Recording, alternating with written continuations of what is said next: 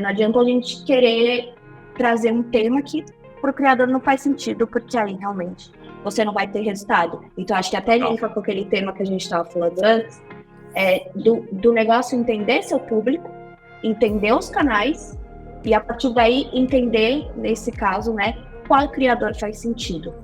Olá, seja bem-vindo ao Rocket Lab, o podcast da Boomer. Eu sou seu host Pedro Paulo e o objetivo do podcast é trazermos o conhecimento de grandes executivos de empresas referências no mercado. Essa é uma oportunidade única para você ter acesso a mentes brilhantes desses grandes nomes. Antes de começarmos, gostaria de te pedir para nos seguir nas redes sociais no @boomer.br. Ao final do episódio, se você entender que o conteúdo te ajudou de alguma forma, deixa seu review, tira um print e posta nos seus stories marcando a gente. Esse é o episódio de hoje. Estamos começando hoje mais um papo com uma super convidada nossa, Alexia Bertolino. Ela que tem uma trajetória muito legal em várias empresas, muito associada com mobile, muito associada com creator. Eu acho que ela vai conseguir trazer aqui para esse papo nosso muita ideia, né, das grandes empresas. A gente está falando da Alexia, que já passou na Conversion, a agência líder em SEO no Brasil, fez uma carreira ali em Mobile Intelligence na Rank My App, continuou a carreira ali, né, Alexia, na parte mobile na Rocket Lab, e hoje assume aí como Growth Partner da Winclap, né, na Winclap, que é aí uma empresa sensacional que a gente teve o prazer aqui de poder estudar um pouco mais, de poder entender um pouco mais. Empresa argentina, mas com uma atuação global, né? Com escritórios em Nova York, no Brasil também. A Alexia capitaneando esse time aqui no Brasil. Alexia, seja muito bem-vinda. A gente está muito feliz aqui de poder receber você, tá? Obrigada pelo convite, Pedro. Eu estou super feliz em estar participando com vocês, contar um pouquinho da experiência e trazer essa visão de mobile também para a nossa discussão. Acho que vai ser bem valioso para a gente hoje esse papo. Obrigada pela introdução. Eu estou atualmente, né, nessa área de mobile, já tive experiência ali na parte de web, mas hoje 100% focado nas estratégias de mobile. Então, aí a gente vê diversos casos novos que a gente tem no nosso mercado e espero poder contribuir aí com vocês e com o pessoal que está assistindo com novas ideias e discussões aí. Com certeza, tô bem ansioso para esse papo nosso. E para começar como de praxe, Alexia, conta pra gente um pouco da sua história, né, de forma mais objetiva. Eu acho que o track record que você tem ali no seu currículo é fantástico, né? A gente tá falando ali de empresas que, já receberam aportes, você já teve uma experiência muito grande ali com a parte mobile, e eu acho que agora esse desafio que você está tendo na Winclap, principalmente quando a gente fala de uma empresa que ela está abrindo as portas aqui no Brasil, vocês estão capitaneando esse time aqui a nível Brasil. Então, conta pra gente um pouco como que foi essa trajetória. Claro. Então, como você citou, eu comecei no Rank My App, com essa parte de mobile. Rank My App até hoje, né, é uma empresa 100% focada em mobile marketing, então entrei ali para participar do time de orgânico, então o que a gente fala que é ASO, né, App Store Optimization, então toda essa parte que a gente sabe do Android, do iOS com a Apple, a parte desse sistema eu participei ali de estratégia, na parte também de relacionamento com os clientes, e depois eu passei para esse setor que eu estou atualmente de performance na Rocket Lab e hoje em dia na Winclap. Então, aqui, quando a gente fala de performance, a gente está falando de toda a parte de aquisição. Também, hoje em dia, algo que a gente traz muito é a retenção, né, dos usuários, como é no dia do TV e etc. Então, essa é um pouquinho da minha experiência de ter trabalhado ali com a parte de entendimento de mobile, a parte mais orgânica, e hoje em dia focado 100% na performance. E, de modo geral, como adquirir os melhores usuários, reter esses usuários e, de fato, ter uma estratégia de marketing mais equilibrada e eficiente nos negócios. Perfeito. Eu acho que você tocou num ponto, né, bem legal. Acho que essa trajetória sua, ela mostra um pouco, expõe, na verdade, um pouco da dor de várias empresas hoje que a gente vê no Brasil, principalmente quando a gente olha aqui para um espectro de app, né, de Uhum. mobile, até uma máxima hoje no digital, quando estratégias de marketing elas são desenhadas, né, e eu posso falar isso até dentro de casa mesmo, tudo que a gente olha hoje com os nossos clientes da Boomer, a gente tem uma premissa máxima que é mobile first. Então, pô, o Uhum. foco ele sempre tem que ser no mobile, porque a gente está falando aqui que basicamente a grande maioria do público, não só do Brasil, mas como o público global, ele tem uma facilidade por aquela. Hoje, se não me falha a memória, a proporção, né, de brasileiro e telefone é 1 para 2, né? Então, pô, 2 Uhum. telefones para cada brasileiro, 2 smartphones. Então, a gente está falando ali de um contato muito próximo com esse público. E pegando esse gancho, né, Alexia, sobre mobile, né? Eu acho assim que a gente pode, o que você pode trazer de insights e ali quais são os principais pontos quando a gente olha para empresas que querem trazer ali tanto numa vertical de aquisição quanto numa vertical de retenção dos clientes na base quando a gente fala de app. O que você vê, né? Como são os highlights ali de pontos de atenção que essas empresas precisam ter, né? Legal. Isso que você citou realmente, Pedro, é algo muito valioso, né? Hoje a gente vê diversos negócios tendo essa frente de mobile também. Hoje a gente, até falando um pouquinho da nossa experiência pessoal, né? A gente tem o nosso celular aqui do lado. Uhum. Tudo faz no celular, tudo você usa aplicativo. Tem muitos casos que o pessoal já busca diretamente na Total. loja do Android, seja o Google Play ou App Store, já busca diretamente o que está pesquisando. Então, é muito importante para as empresas que têm esse interesse, essa oportunidade, né, de criar um aplicativo, de estar nessa área de mobile, ter esse entendimento do nosso mercado, né?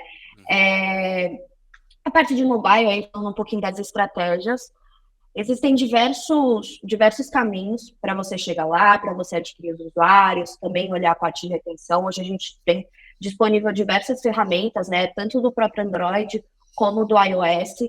Então, ali são ferramentas ótimas que a gente consegue traquear performance, entender quais canais, entregar canais. Então, acho que o primeiro passo é a gente entender quais os canais tradicionais que a gente tem hoje, que a gente já trabalha em web, para facilitar, né, você já trabalha nessa frente, podem estar envolvidos também na estratégia de mobile. Então, hoje a gente tem o Google, a gente tem o Meta também, que fazem estratégias que você consegue criar campanhas focadas em mobile. E é muito interessante isso, porque você consegue ir diretamente onde o usuário parou no onboarding, ou, de fato, adquirir esse novo usuário com a instalação do app, cadastro, toda a parte da jornada do usuário dentro do seu aplicativo. Então, Uhum. isso facilita porque em qualquer lugar que a pessoa tiver, vai estar com o seu celular, vai estar lá olhando as coisas, seja no transporte, seja ali na rua, seja em qualquer lugar, a pessoa não precisa estar dentro de casa, né? Para ter lá Perfeito. acesso ao computador, internet. Hoje a gente tem o celular e também ali a gente fala de tablet, né? Também é importante ter esse caminho em paralelo. Para muitos aplicativos, o tablet, o iPad, são, por incrível que pareça, né? Eles são maioria, Uhum. principalmente aplicativos de streaming, de vídeo, desse tipo de nicho. A gente vê também esses outros formatos com muito destaque. Então, acho que o primeiro lugar é a gente pensar das estratégias que a gente conhece. O que a gente pode linkar dentro do app e também se aprofundar um pouquinho mais nas estratégias específicas de aplicativo. Uhum. Então, por exemplo, na WinClap a gente trabalha com diversos outros canais que ajudam nessa parte de atração e adquirir os usuários. Então, é bem importante a gente ter em mente isso, ter em mente essa importância do mobile para os negócios, né, e Uhum. para a nossa receita, também receita de marketing, publicidade, e também para a parte de marca. Então, acho que esse é o caminho, a gente entender todas as possibilidades e canais que a gente tem ao nosso dispor e também utilizar esses canais com eficiência, porque é um Total. caminho bem novo, né? A gente vê poucos altivos, pouca divulgação de informações de fato de mobile, né, as melhores estratégias. A gente vê coisa no mercado, mas algumas experiências, mas ainda não tanto como a gente sabe de web. Então, é Uhum. bem importante para a gente, por exemplo, aqui na Winclap, em todos os lugares que a gente passou, poder compartilhar esse conhecimento para os nossos clientes e para o pessoal aí do mercado, para entender os caminhos e trabalhar mobile com eficiência, porque realmente é um ponto muito importante. Eu acho que depois de o cenário que a gente está hoje, né, de fato, o mobile é ali algo que a gente não pode ignorar, principalmente para alguns nichos muito específicos, né, que a gente vê. Exatamente, exatamente. E até contribuindo um pouco, né? Eu vejo não só a importância, mas como a relevância de, pô, você navegou ali sobre canais, né? E eu acho que quando a gente fala de canais, é literalmente você estar onde o seu usuário, onde o seu cliente está, né? Não é que a gente usa muito uma Uhum, premissa de, pô, não exclua canal desde que você teste, veja, analise o que a performance, o que de fato foram os uhum, resultados, os KPIs que você conseguiu adquirir lá, porque principalmente quando a gente fala, né, em ter essa pluralidade de pontos de contato com o cliente, com o usuário final, a gente começa a falar aqui um pouco também sobre a jornada, a user experience, né, a jornada desse usuário dentro da sua empresa. Eu tenho alguns exemplos legais, né? Principalmente quando a gente fala, pô, isso aprendendo muito aqui com os nossos clientes, né? E principalmente quando a gente olha dentro de uma vertical, por exemplo, de food service, a gente tem uma máxima muito grande de empresas de food service que geralmente elas estão ali no ambiente físico, né? Então, pô, uhum, tem restaurantes espalhados, é um grupo ali de restaurantes que sempre fala assim, pô, beleza, eu tenho um fluxo legal aqui no meu fluxo físico, seja tráfego ali por shopping ou algo do tipo, é, mas eu preciso trazer aqui uma vertical, uma receita, eu preciso melhorar a minha estrutura digital, né, minha aquisição digital. E aí acaba que essas empresas, elas sempre buscam recorrer, né, a um iFood, a um Rappi, a um uhum, Uber Eats, o que obviamente não deixa de ser ruim, não deixa de ser bom, né? Assim, pô, é muito bom, mas pô, você está falando de não ter os dados do seu público, porque a partir do momento que você direciona isso para uma plataforma, vamos supor, igual o iFood ele é proprietário dos dados, né, dessas pessoas uhum. que estão comprando lá dentro, né?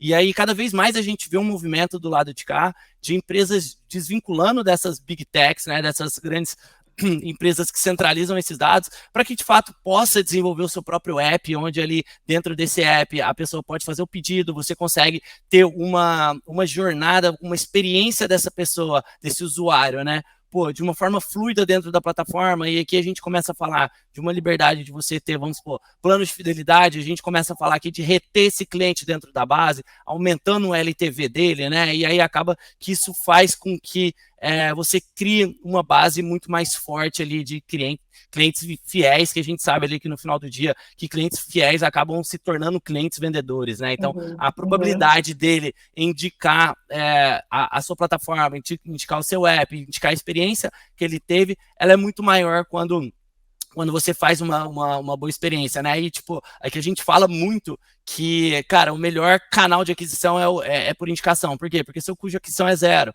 Você foca muito, uhum, obviamente, você tem um esforço aqui dentro de uma estrutura de Customer Success, Customer Experience, mas na ponta ali, pô, a indicação você não paga, né? Então, sim, acaba que a gente entra em um outro espectro aqui quando a gente fala de Customer Success, de Customer Experience, mas quando voltando um pouco, né, quando a gente fala da importância de empresas pluralizarem os seus canais, eu acho que é muito nesse sentido de você utilizar o digital ao seu favor. Então, pô, quando você fala principalmente do mobile, né, e aí é que eu entendo que o mobile ele tem duas formas de ser vistos, né, então a gente está falando aqui mobile app e aqui a gente está falando de mobile web, né, então de fato você uhum, conseguir ter uma experiência, principalmente quando a gente está falando ali aqui, obviamente, a gente é uma media house, né? Então, pô, a gente compra muita mídia, Instagram, Facebook, TikTok, LinkedIn, Waze, então todas essas plataformas, e a experiência que o usuário tem, vamos supor, dentro do Instagram, se você não focar, né, o próximo passo, você ter o call to action que ele for ter ali de um anúncio seu, se essa estrutura sua de mobile ela não estiver pronta, a probabilidade de que ele não tenha uma interatividade com a sua página, com a sua estrutura e acabe saindo, ela é muito grande, né? Então, quando eu falei lá no início do podcast, mobile first, porque, de fato, assim, raramente essa pessoa vai estar no Instagram, por exemplo, pela web, né? Na maioria das vezes ela já tá pelo celular, né? Então, eu acho que essa preocupação, e você trouxe isso aqui de forma bem cirúrgica, né? Essa preocupação que empresas precisam ter no mobile, eu acho que elas são muito latentes, né? E até uma dúvida que eu tenho aqui, que queria entender um pouco sobre o seu ponto de vista, quando a gente fala da WinClap, né, a gente está falando de uma empresa argentina que acabou ganhando ali o mundo, né, com escritórios, igual eu comentei, em Nova York, Mercado Livre, cliente de vocês. Quando vocês olham para dentro dessas grandes estruturas, e seja ela aqui no Brasil, ou seja ela em outro lugar, né? Qual que é a visão que vocês têm sobre essas empresas, vocês estarem desenvolvendo essa visão mobile dentro dessas empresas, né? Perfeito. Um exemplo perfeito que você citou é o Mercado Livre. A gente sabe ali, o Mercado Livre, o aplicativo deles é 100% desenvolvido, tem bastante tráfego, então é algo que para eles é bem forte, mas, em paralelo, o web também continua sendo super forte. Então, obviamente, eles começaram, né, com web, tendo site, fazendo as vendas via site, e depois desenvolveram o aplicativo. Então, esse exemplo é perfeito desses dois casos, né?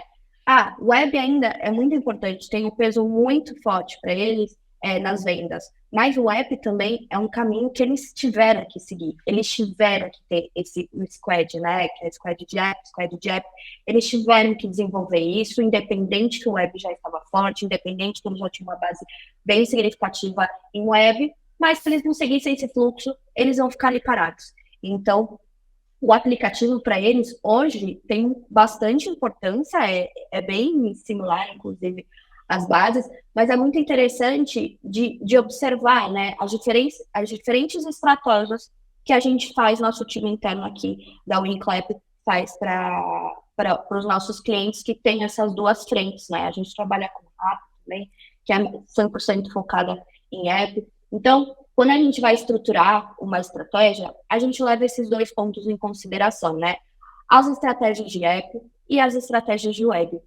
App, a gente tem que pensar em todos esses detalhes, como você citou, a pessoa que está campanha de Instagram, campanha de Meta. Na maioria das vezes, a pessoa está, de fato, olhando ali. A gente tem agora o TikTok, né, que também que a gente vai desenvolver melhor mais para frente, mas o TikTok é um canal ali que quase 100% da sua base é via app, né? Hoje a gente eles desenvolveram o formato web, mas todo mundo acessa pelo app. Então, as empresas têm que ter essa base, vamos dizer assim, esse desenvolvimento do app bem feito, né? Então, a gente sabe ali que é custoso, é trabalhoso desenvolver um aplicativo, aqui a gente não está falando que é fácil, que de um dia para a noite você vai conseguir desenvolver. Parece até poético, né? Fácil, vai lá e faz. Tem que fazer. Não, é bem custoso, é um desenvolvimento super que você precisa ter atenção, você precisa ter um time focado, né? Principalmente quando a gente fala de sistemas operacionais. A gente tem que lembrar que a gente tem dois sistemas operacionais, o Android e o iOS. E cada um tem os seus detalhes. É responsividade de cada um, né? Exato. Então, normalmente, quando a gente fala de empresas, essas big empresas, né, americanas também, que são muito fortes nesse lado do app e de web também, né? O web não fica tanto para trás. O pessoal tem que ter dois times. Então, você tem um time de Android, você tem um time de iOS, porque o desenvolvimento, o código de cada um é diferente. Legal. Então, tem que levar isso em consideração. E também, obviamente, quando a gente fala de detalhe de cada um. Então, a gente traz os usuários, mas cada usuário tem comportamento diferente. Tem questão também que a gente não tem como não falar sobre isso, que é a questão da privacidade, né? A gente sabe que iOS, o pessoal da Apple, acabou sendo pioneiro nesse sentido. A gente aqui que trabalha com RP há bastante tempo passou aí toda essa fase da privacidade. O que a gente faz agora, né? Agora que é opcional o opt-in no iOS, como que a gente consegue dar os dados, né? Isso a gente sofreu demais aqui quando, se não me engano, foi o iOS 14, que foi essa grande virada, né? Onde você dava o poder para o usuário se ele queria ser rastreado ou não. E a gente brinca que nesse momento foi quando a gente separou os homens dos meninos, né? Porque até então era fácil, né? Você do dia para noite, você sempre teve ali todos os dados ali, obviamente, em clusters, né?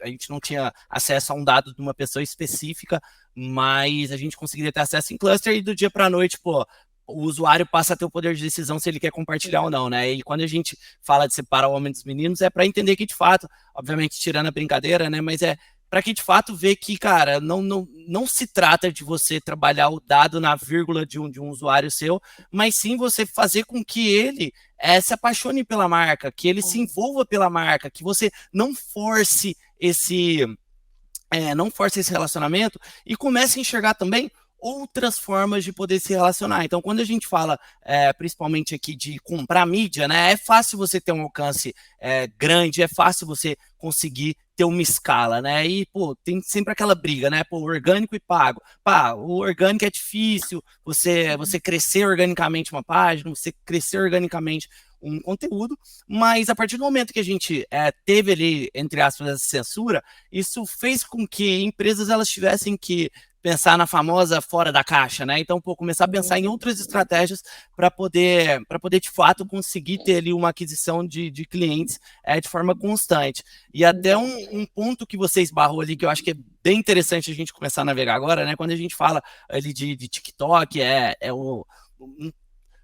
não sei se eu posso dizer que essa onda já passou, se a gente tá no meio dela, né, que acaba que a gente esbarra muito no assunto de creator economy, né, a economia dos criadores, que eu acho que, cara, é fantástico, eu venho estudando isso tem um tempo já, começo a ter bastante contato agora com esse conceito, porque de fato isso passa a ser uma nova profissão, né, então creator deixou de ser ali simplesmente um status ali dentro de redes sociais e passa a ser uma profissão onde se monetiza, né? E aí, um ponto, e aí, pô, eu sei que a Winclap aí faz um trabalho muito legal com Creator Economy, eu acho que é um dos pilares de vocês de entrega, né? Quando a gente fala ali de Creator Based Economy, primeiro, né, Alexa, que eu queria entender com você, pô, na visão sua, né, qual que é a grande diferença que a gente tem entre um creator e um influencer, e qual que é a sua visão, né, sobre a creator economy em si, né, como que você vem enxergando esse movimento, principalmente por estar ali numa companhia que consegue ter vários pontos de contato, consegue analisar várias verticais, principalmente quando a gente fala de culturais de uma empresa multinacional, né? Perfeito. Acho que para começar, a diferença, né, de influenciador e creator, a gente fala de influenciador já há muito tempo, né? Muito tempo a gente tem influenciador, a gente tem Instagram, esses big influenciadores com milhões de tinha até uma má conotação, né? No começo, a influencer ali e tal, não dava... Exato. Lá no início, né? Então, a gente gente que está nesse mercado há um tempo, a gente vem vendo esses big influenciadores, gente, acho que não tá rolando mais. Tem um público grande, mas quem garante que esse público, de fato, vai ser um comprador? É um serviço, vamos dizer assim, caro, não é barato você fazer post, você fazer... hoje em dia, Stories tem essa opção também com os influenciadores. Então, com essa evolução, até com outras plataformas que surgiram, tanto o TikTok como o Pai, essa parte dos criadores, né, realmente essa profissão surgiu. E qual que a principal, assim, diferença que a gente vê no dia a dia, e até mesmo especificamente de performance, a gente já participou de campanhas com influenciadores, mas obviamente o nosso foco é criador, é de fato o público. Então, ali a gente fala de um criador que está muito próximo ao público dele. Porque um criador, ele tem um público menor, muito menor em comparação ali com os influenciadores. Um criador, a gente pode falar assim, de 300 mil, a gente já está falando de um criador, 300 mil seguidores, a gente está falando de um criador grande já. Então, quando a gente falar de fato, de criativo, de performance com criador, a gente está falando de criadores que são realmente muito próximos da comunidade dele, porque quem está ali com ele é quem realmente tem interesse no assunto, no tema que ele trata. Então, de fato, ele está ali para acompanhar esse criador. Ele não está ali por uma imagem ou por ser alguém muito famoso, né, que a gente segue para acompanhar. Ele está ali pelo que o criador está trazendo, pelo que o criador divulga, o assunto que o criador fala. Hoje a gente tem diversos tipos de criador. A gente tem criador que fala de histórias de terror, tem criador realmente que fala de beleza, de exercício. Só que a diferença é que esses criadores, eles têm ali a comunidade deles. E que você olha, vou te falar, baseado nos números que a gente está tendo ultimamente, a gente é parceiro oficial do TikTok, então a gente trata bastante com campanhas nessa plataforma, tanto no Brasil como internacionalmente, e a gente vê que os resultados são muito significativos. Ali a gente faz campanhas, a gente tem diversos níveis de campanha, desde aquisição até a campanha de retargeting também. Então, a gente trabalha com esses criadores de forma muito próxima e eles trabalham de forma muito próxima com o público deles também. Então, acho que também uma grande diferença, além de você ver resultados, obviamente, de acesso, de instalação no aplicativo, depende, obviamente, do seu objetivo, você vê que as pessoas que seguem esse criador também engajam. Então, você recebe comentários, você recebe perguntas, a marca tem também essa divulgação, vamos dizer assim, porque além do criador ser o destaque da campanha, claro, a marca também tem uma participação ali, que às vezes, quando a gente fala de influenciador, a marca acaba ficando em segundo plano. Quando a gente fala de criador, como o nicho dele é muito específico, as pessoas que estão lá estão realmente interessadas no serviço que ele está divulgando, porque confiam, de fato, sabe que ele está divulgando, porque é um serviço confiável, ou até mesmo um serviço que ele usa, né, que é o ideal quando a gente contrata um criador. Acho que o grande segredo aí, falando da Uniclap, da nossa parceria com o TikTok, é a marca vir com a gente com o projeto e a gente fazer esse estudo de criador. Então, uma marca, vamos dizer assim, uma fintech. Não faz sentido eu trazer um criador que fale, que não fale de negócios, ou que não fale de economia, que fale de dinheiro. Faz sentido eu trazer criadores que falem desse assunto, porque as pessoas que estão acompanhando esses criadores estão interessadas nesse tipo de assunto. Então, acho que isso também é muito importante. Quando a gente fala de campanhas com o criador, é de fato essa especificidade. Você olha o criador, olha o que ele conversa, né, o que ele fala organicamente no dia a dia dele e traz a marca junto, porque também fica muito mais natural, faz sentido. Não adianta a gente querer trazer um tema que para o criador não faz sentido, porque aí realmente você não vai ter resultado. Então, acho que até linka com aquele tema que a gente estava falando antes, do negócio entender seu público, entender os canais e, a partir daí, entender, nesse caso, né, qual criador faz sentido. Porque aqui a gente está falando de uma estratégia bem segmentada para ir direto no target. Não, perfeito.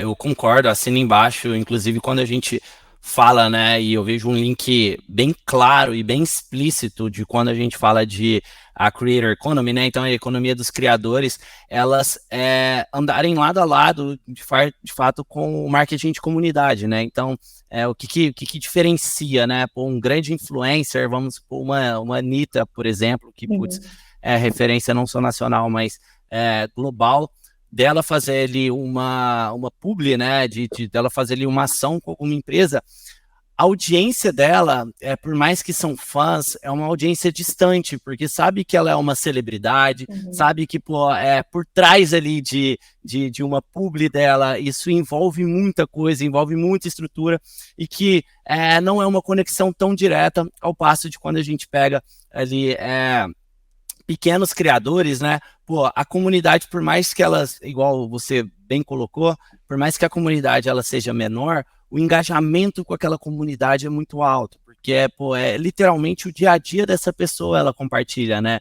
Então, eu tenho vários exemplos, inclusive um exemplo até da minha noiva, ela segue a Lara Nesteruk, e, assim, ela segue a Lara desde que a Lara tinha pouquíssimos seguidores. Então, assim, ela gosta de acompanhar a rotina, ela gosta de acompanhar. Então, assim, o que a Lara indica como um exemplo, né? O que a Lara indica para comprar, a probabilidade da minha noiva comprar é muito alta. Por quê? Porque, faz parte da rotina, divide aquela rotina ali, né? E hoje, quando a gente olha, a gente está falando algo em torno aí de 5 a 6 anos, quando de fato começou a ficar latente esse assunto, né? Aqui, principalmente quando a gente fala de Brasil, e quando a gente olha para fora, obviamente as coisas acontecem primeiro lá, quando a gente fala principalmente Estados Unidos, para poder vir para cá, mas a gente vê ali de fato grandes nomes, né? Grandes criadores sendo associados a marcas, né? Então, assim, a gente vê aqui, principalmente quando a gente olha a nível Brasil, a gente tem algumas empresas que já conseguem fazer a gestão desses criadores de conteúdo para que de fato consigam conectar as marcas com esses criadores de forma que tenham um fit, né? Como se aqui de fato fosse um match, né? Então, se eu sou uma empresa aqui de fitness e wellness, por exemplo, faz sentido, sei lá, eu trazer uma pessoa que gosta de falar de fast food? Cara, não faz. Sim, tem que ser uma pessoa que tem ali um criador que tem ali bons hábitos, boa alimentação.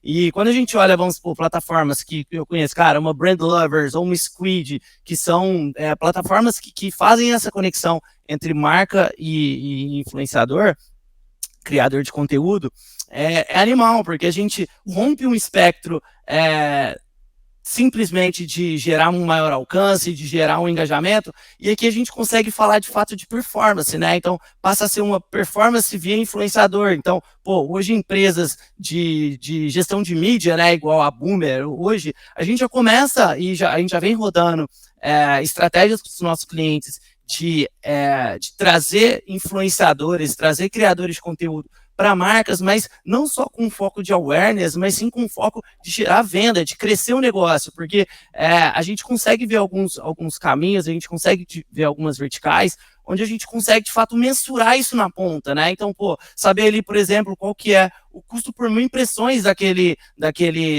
criador de conteúdo, quanto que é o custo por clique da base dele, né? Muito por conta da audiência dele ser aquecida, a gente consegue chegar nisso que, muitas das vezes, isso reflete até em métricas mais vantajosas do que as próprias plataformas mais convencionais, quando a gente fala de Instagram, Facebook, Google, YouTube, essas outras plataformas, e eu vou além, né? Eu acho que um próximo passo agora que a gente está enxergando no mercado, putz, eu venho acompanhando e tô achando isso bem legal, até tem o CEO, esqueci o nome dele agora, mas o CEO da Winclap, ele traz Mariana. Não, o seu da Inclap, não, desculpa. O seu da Winning, uma plataforma de geração de conteúdo. De mensuração dos conteúdos que estão em alta, né? E ele traz uma frase que eu acho fantástica, que é as marcas que não se tornarem creator vão ficar atrás dos creators que viraram marcas, né? Então, assim, hoje a gente vê um movimento muito grande, principalmente quando a gente fala ali, exemplo, a Rihanna, né, lançando a Fenty, eu não sei o nome ao certo, que passou a usar a audiência dela ali, né, usar ali a comunidade dela para fomentar um negócio, para levar o tráfego para o negócio, né? Então, eu acho que quando a gente fala de creator economy, de fato ver que agora, né, o poder que seja ali um pequeno criador de conteúdo, até os maiores criadores de conteúdo, o poder e a influência que eles têm dentro de uma comunidade, e as marcas estão começando a olhar, né, colocar o holofote sobre essas comunidades como uma forma de tentar converter elas para um produto final, né? Exato, Pedro. Acho que você tocou um ponto muito, muito interessante sobre a importância desses criadores, né, para as marcas. Então, ali a gente não está falando só de campanhas. Vamos escolher um criador interessante, criador desse nicho, vamos fazer a campanha e esperar pelos resultados. A gente também olha esse criador, né? O que esse criador está trazendo para a gente, além desses números? Então, acho que um ponto bem importante aqui, quando a gente fala dessa estratégia, é, de fato, entender esse criador e trazer ele. Então, por exemplo, aqui na Winclap a gente tem nosso portfólio, né? A gente tem nossa comunidade de criadores. E muitas marcas que a gente trabalha com recorrência já tem seus criadores específicos. Então, o pessoal tá lá navegando no TikTok, vê aquele criador e já linka diretamente com a marca.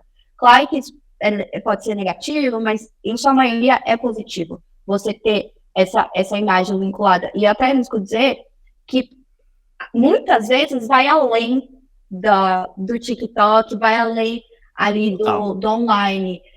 Não sei se você chegou a ver, a Sas Bahia está fazendo uma propaganda na TV com micro-influenciadores, né? Com criadores mesmo que vieram ali do TikTok. Que vieram do TikTok e estão indo para a TV, né? Exato.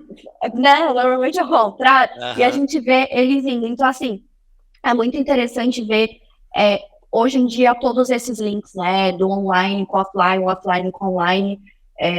Acho que a gente está num momento de evolução, a gente está entendendo de fato, o mercado está entendendo de fato o que funciona e o que não funciona. Toda essa estratégia, eu acho que também é de bastante importância ter isso em mente, né? Além de você definir o criador, entender seu nicho, entender o nicho do criador, que tipo de conteúdo você está fazendo com ele? Porque esse conteúdo vai influenciar de fato a sua imagem, a imagem da sua marca. Principalmente ali marcas pequenas, né? Que muitas vezes podem não ser conhecidas ali no meio, querem entrar dentro ali desse target. Vocês, como marca, têm que ter em mente que tipo de conteúdo que eu estou fazendo com esse criador. É um conteúdo que eu quero vincular à minha marca? Hoje a gente sabe, né? É importante ter isso dito também. TikTok é famoso por trends. Então, como a gente pode usar isso ao nosso favor? E não ficar um conteúdo infantilizado, um conteúdo não valioso. Como que a gente faz para essas trends que estão em alta vincular com o nosso negócio? E aproveitar isso, surfar nessa onda, porque é algo que a gente não tem mais controle, né? A gente sabe que os criadores, os influenciadores do TikTok estão ali, fazem sucesso. A gente vê muitas coisas saindo do TikTok hoje, muito sucesso. Acho que também, né? Música antiga voltando, assim, algo que está fora do nosso controle. Então, nós, como marca e prestadores de serviços, falando da Winclap, né, da nossa atuação, como a gente pode ajudar as nossas marcas a usarem esse tipo de conteúdo, mas continuar alinhado com o propósito, com os valores, né, de cada marca. E isso é um desafio, tá? Não é fácil. É um desafio da gente conseguir ultrapassar essa barreira, e principalmente marcas que estão aí no mercado há muito tempo. Acho que tem a questão do tom de voz também, que é muito importante. Então, a estratégia, a gente tem que ter uma visão 360, né? Tem que pensar no criador, mas também tem que pensar no conteúdo que você está linkando com esse criador. Então, acho que isso é muito importante para a gente falar quando a gente toca nesse tema de Creators Economy. E eu acho que é isso. Tem alguns caminhos que a gente está desenvolvendo, que eu acho que está bem linkado com o nosso momento atual, mas realmente a estratégia de criador faz sentido no nosso mercado e é algo que a gente, no geral, como profissionais de marketing, tem que considerar sim para as nossas estratégias. Tem que pensar sim nos públicos que a gente tem nessas plataformas também. Exato. Eu acho que faz total sentido. E a gente começa até a entender um pouco mais, né? Quando a gente fala principalmente de entender a audiência, entender ali o público que vai ser impactado, né? Eu vejo sendo de suma importância também para empresas, para que elas entendam, a partir do momento que elas se abrem, né, para esse mundo de creator economy, então, de fato, conseguir se infiltrar, entre aspas, em comunidades, elas precisam entender que o creator, né, o criador de conteúdo ali, ele tem um tom de voz, ele tem um jeito de poder se comunicar com a comunidade deles, né? Então, a partir do momento que você começa a limitar aquele creator, né, quando você fala, pô, a empresa de marketing passa um briefing sobre o roteiro que precisa ser feito, cara, assim, a criação é dele, né? Assim, pô, você precisa entender que aquilo ali, obviamente, ele tem alguns limites que não podem ser passados, mas dentro daqueles limites, ele precisa ser ele, né? Ele precisa dar o tom dele, porque senão a gente começa a voltar a falar publicidades tradicionais que, pô, tem um roteiro, um jeito e, sabe, aquela coisa mecanizada, aquela coisa que não faz sentido, né? Até eu tava lendo um artigo super, super legal, ele é um vídeo, um artigo por vídeo, né, que fala um pouco sobre a Creator Economy, né, e um pouco sobre a visão, e ele traz um paralelo, eu esqueci o nome agora de quem fez, mas ele traz um paralelo muito legal às publicidades que eram feitas no passado, as publicidades dos anos 1900 e bolinha, né, então assim, qual que é o conceito que ele traz? Antigamente as pessoas, elas eram aficionadas por filmes, então assim, era aquela questão, sei lá, em 1930 ou 1950, as pessoas iam aos cinemas, né, aos teatros, para que de fato era toda aquela estrutura, né, quando a gente passa ali para 1990, 2000, a gente está falando de mega produção nos filmes, né, então o cinema era uma coisa de inspiração, as pessoas iam para cinemas para poder se inspirar naqueles filmes com mega produção, e acaba que com aquilo engajava o público, os publicitários das grandes marcas, e aqui a gente está falando Nike, Adidas, essas grandes empresas, elas entendiam o que mais engaja com o público, o que o público mais gosta de fazer, de ver filme. Então, qual que é a qualidade do filme que eles viam? Cara, era filmes de superprodução. Então, como que eram os comerciais? Eram super produzidos. Então, você está vendo aqueles comerciais, que gastavam milhões de reais. Por quê? Porque naquela época fazia sentido. Quando a gente olha hoje para a nossa realidade, né? Qual que é a realidade nossa? O que as pessoas gostam de fazer? Elas gostam de consumir conteúdo na internet, no Instagram, no TikTok, no YouTube, só que conteúdos que são humanizados. Então, assim, conteúdos que tem erro, que não tem edição, pessoas falando do jeito que elas são, né? Então, assim, e tem muitas empresas ainda que focam ainda naquela visão de que, precisamos fazer comerciais com alta produção, não vai engajar mais, porque não é isso que o público quer ver, né? O público quer ver ali, de fato, a realidade, o público quer ver ali o dia a dia das pessoas. Então, marcas hoje... Gente como a gente. Exato. E aí, marcas hoje, né, a gente vê cada vez mais esse movimento dos ads, dos comerciais que eles fazem. É uma pessoa gravando um vídeo na câmera frontal, em casa, cozinhando alguma coisa, com o filho atrás, cachorro correndo, gritaria. É isso que engaja, né? E até pegando um pouco desse gancho, e aí eu queria saber sua opinião também sobre isso, né? A gente acaba vendo um novo... Uns falam que é a nova onda, outros falam que é uma histeria coletiva, né? Quando a gente fala de inteligência artificial. Então, a gente entra muito aí nessa questão de AI, né? Depois que o OpenAI anunciou o ChatGPT, isso, cara, virou um buzz a nível global. E quando a gente fala de Creator Economy e AI, né, inteligência artificial, qual que é a sua percepção, qual que é a sua opinião sobre isso, né? Muito pelo que você vê ali também em movimentação de mercado. Sim, acho que assim, é um tema delicado, né? Cada um pensa de um jeito, mas sendo sincero, assim, na minha visão, Pedro, acho que é algo que a gente não pode fugir, a gente precisa se adaptar.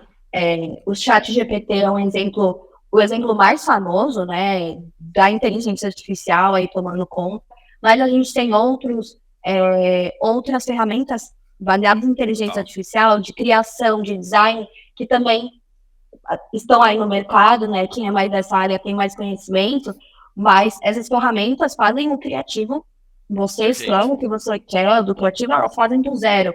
Então, assim, o que nós, como negócio, né, a gente pode entender e se adaptar? Eu acho que não vai ter jeito, a gente precisa se adaptar, é uma coisa que a gente já está vendo ali há muito tempo, como o nosso serviço, o serviço de criadores em geral pode ganhar com isso.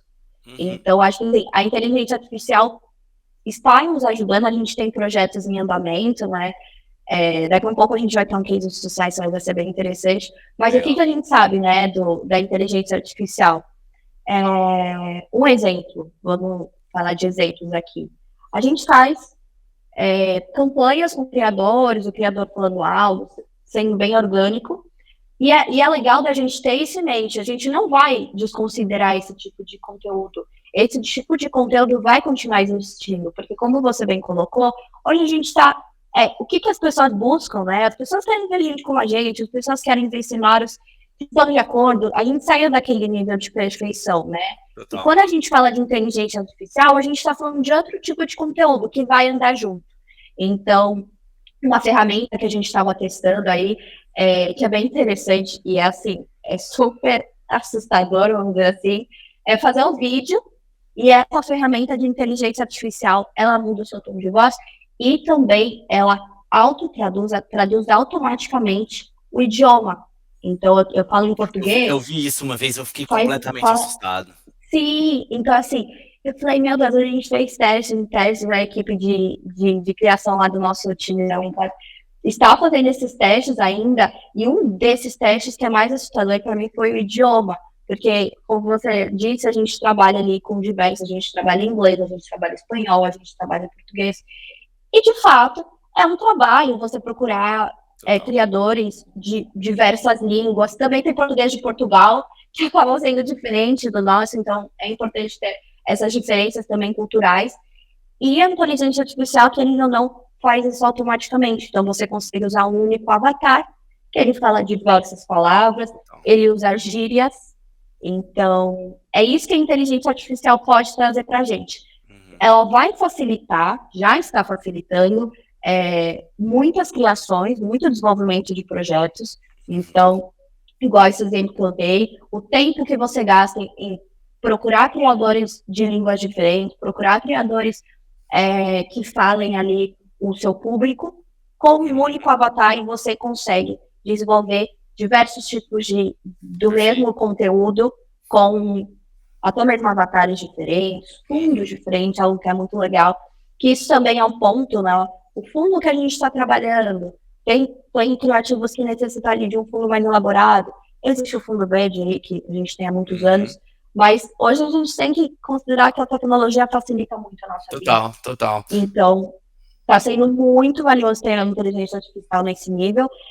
Acho que, obviamente, um dos principais cuidados nisso é não perder essa parte orgânica, essa ligação humana, porque, querendo ou não, a gente está falando ali de avatares. Acho que a gente tem muitos avatares famosos, a Lu, da Magalu, a Nath da Natura, que essas empresas já foram à frente, já desenvolveram os próprios meta-influenciadores deles. Sim, então, esse também é um lado ali da inteligência artificial, que essas empresas já foram à frente, já estão desenvolvendo, tem o encontro dos meta-influenciadores, estão tentando trazer para a gente aqui essa visão, mas ali, falando do dia a dia mesmo, a inteligência artificial acho que vai servir muito para a gente tornar mais eficiente e conseguir desenvolver conteúdos de forma mais rápida.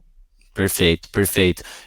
Eu acho que, assim, um conceito que eu tenho muito claro na minha cabeça, e aí eu defendo um pouco do lado da histeria coletiva, né, que quando saiu, o ChatGPT foi anunciado pela OpenAI e foi aquele caos todo, mas fala assim, vai ser a mão de obra humana vai ser substituída por robô, eu acho que isso está muito distante, eu acho que ferramentas hoje de inteligência artificial, elas são um meio, não um fim, né? Então, assim, empresas precisam aprender a absorver ali as ferramentas de inteligência artificial para fazer com que elas performem melhor, e não que isso seja um entregável, vou entregar uma inteligência artificial, não, usa isso, assim, as big techs, as grandes hoje no mercado já entenderam isso e internalizaram inteligência artificial muito mais no intuito de otimizar processos do que de fato, entregar ali alguma coisa que vai ser um robô, que vai fazer alguma coisa, não, acho que não se trata disso, né, e aqui a gente acaba condensando,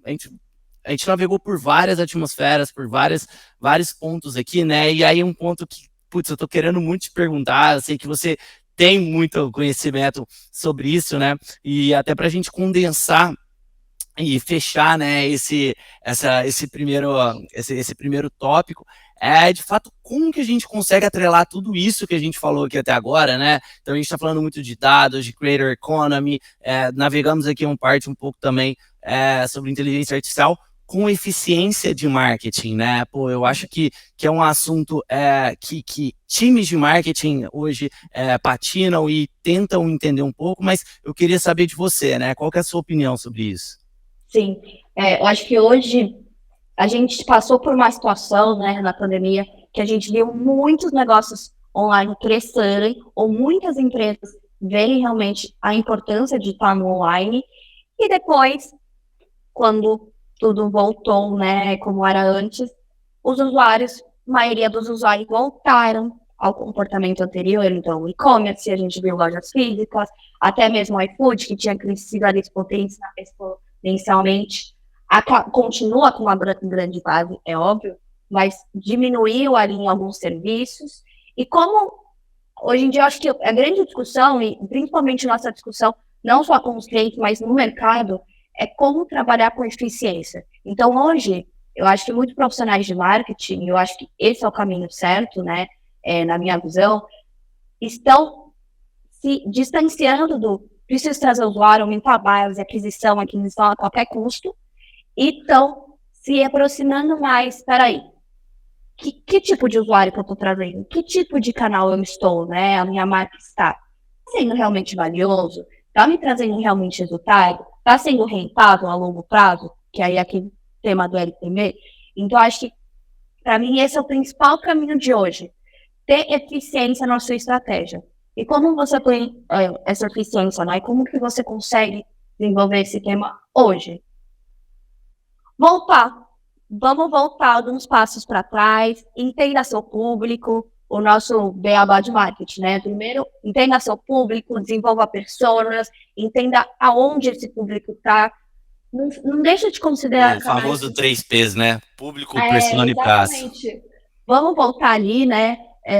No nosso estudo de marketing. E realmente, eu acho que um ponto que a gente falou aqui a gente tem sempre os canais tradicionais, que a gente está seguro que vão trazer o resultado. Google, Meta, a gente está seguro que eles vão trazer resultados. Eles são canais muito seguros e estão ali, se não 100% das estratégias de marketing dos negócios, na maioria. Então, mas não deixe de considerar outros canais, novos canais, porque você pensa que o seu público não está lá. É importante ter isso em mente. Eu acho que essa parte de criador entra nesse nicho. Considere, porque eu acho que a gente tem muita essa imagem dos influenciadores, que o influenciador muito grande não traz resultado, é muito caro, não vai ser eficiente, eu vou ter um gasto muito alto. Não, considera outros, né? Outras alternativas também. Então, acho que são esses 3 pontos principais, Pedro. Você reavaliar suas pessoas, reavaliar seu público, entender ali onde você está, que tipo de conteúdo você também está trazendo. É importante, quando a gente fala de trabalhar com canais, né, entender cada canal, o que cada canal pede de conteúdo. O conteúdo de meta, o conteúdo ali que a gente vê no Instagram é muito diferente do conteúdo que tem no TikTok. Por mais que a gente ache na nossa cabeça que é muito igual, dá para replicar. Não, na prática, não. Não é o melhor caminho você replicar. O melhor caminho é você entender cada plataforma, o público que está nela. Acho que do TikTok a gente fala muito de trends também. É importante ter isso em vista. E aí, de fato, desenvolver as estratégias de acordo com cada canal. Pode parecer mais trabalhoso, pode parecer ali que o seu trabalho vai aumentar, mas na prática, o resultado, você vai ter muito mais eficiência, você vai ter muito mais sentido, você vai trazer usuários que de fato se tornam valiosos e que de fato se tornam seus clientes, né? Que eu acho que todos nós temos o mesmo objetivo de ter uma base recorrente de clientes, de pessoas que usam serviços, e como a gente falou lá no início, o boca a boca, né? Então, se o cliente está satisfeito, ele vai falar para o amigo, para a família, para o tio, para o primo, sobre o seu negócio e também aumentar essa base. Então, acho que a gente faz ali também uma unificação de todas essas ideias, de todas as estratégias que a gente tem, e aceitar as mudanças e se adaptar. Exato, não, até eu acho que eu acho que é realmente isso, né? Assim, você conseguiu consolidar bem. Inclusive, eu até assassinei aqui um dos maiores conceitos do marketing, na verdade, são 4 P's, né? Produto, preço, praça e Certo. promoção. Exatamente, putz, eu acho que quem criou isso aí revirou no túmulo agora, É, mas é isso aí, pô, Alex, eu acho que fechamos com chave de ouro em aprender um pouco mais com você e ter sua visão aqui de mundo, sua visão aqui de mercado. E agora eu quero saber quem que é a Alexia fora, né, da Winclap. Então, assim, eu acho que é uma pergunta que a gente gosta de trazer para os nossos speakers aqui, que é para entender um pouco, pô, o que que você gosta de fazer no seu horário livre, se você vai ali muito para pegada de esporte ou mais uhum. lazer, pô, me conta um pouco aí fora do longe de um computador, né? Quem que é a Alexia? Sim. Acho que o primeiro ponto principal é isso. Por eu trabalhar 100% do meu tempo no celular, no computador, na tecnologia, tem que estar atento a tudo que está rolando, a notícias, etc. Tudo nesse mercado que rola o tempo todo. Quando eu estou no meu tempo livre, eu me dou Luxo. exato, esse luxo, esse tempo de desconectar de tudo, é, realmente parar, ler um livro, ficar com a minha gatinha em silêncio, sabe? Aquela Legal. paz, Aham.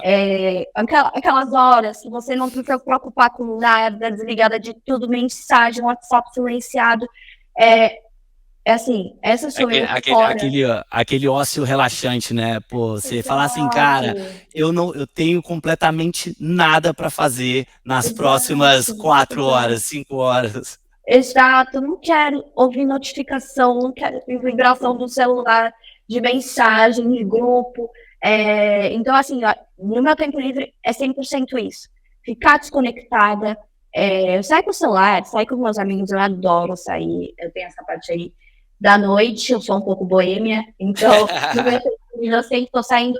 E se vocês me encontrarem na rua, vocês não vão me ver pegando um celular um segundo. Eu ando com o celular, obviamente não dá pra gente sair sempre, né? Total, total. A gente é dependente dele, querendo ou não, mas assim, o tempo todo guardado na bolsa, Total. porque é muito importante a gente ter um pouco desse contato, né? Acho que a gente perdeu muito em a pandemia também.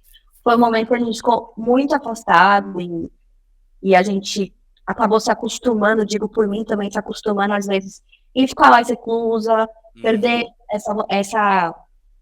essas saídas que a gente tem, que Total, total. é realmente no presencial.